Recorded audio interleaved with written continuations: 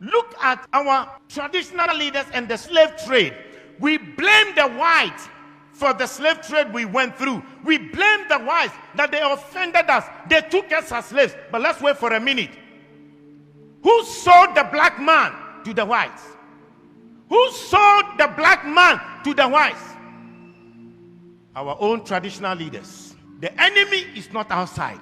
The enemy is within. If we are asking the Europeans to pacify us and also to apologize to us, our traditional leaders must be the first to apologize on behalf of their ancestors for the evil they have done against their fellow blacks. Look at our attitude towards the environment and the destruction of our water bodies. All our river bodies have turned into dark brown. And you know what they said? In the next 20 years, if we don't stop this illegal mining, Ghana, we will import water to drink. Yet we don't care. And Chinese, they will come from their country into our forest, destroy our forest, destroy our land, and illegally mine and damage our waters. How can they come if the traditional leaders didn't give them permission to do that? And in one instance, whilst they were dead, our military went there to protect them. Our own military that is supposed to protect us rather protected the foreigners to destroy our water and destroy our forest. The enemy is not outside, the enemy is within. If you look at our own systems and structures in our country, we don't have a better system to improve the lives of people. Pastor, I was surprised when I read in China, they had a 10-year vision, and they said from 2011, their vision was that in 10 years from 2011, and 10 years from 2011 will be what year?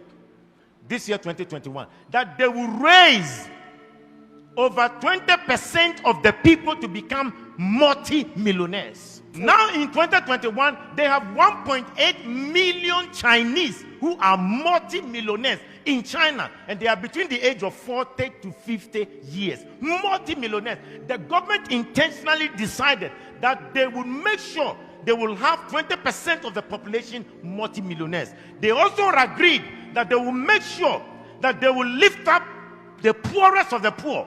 And they lifted 100 million people from begging to live a better life. But in this country, in our country, we fight our own businessmen. Our government will fight our business people. When they know that your business is thriving, and they know that perhaps you are not sympathetic towards the running party or the ruling party, they will fight you, collapse your company, and make you poor. When in China, they want to make the people rich. In Africa, we want to make our own people poor. The enemy is not outside. The enemy is within. Look at our African leaders.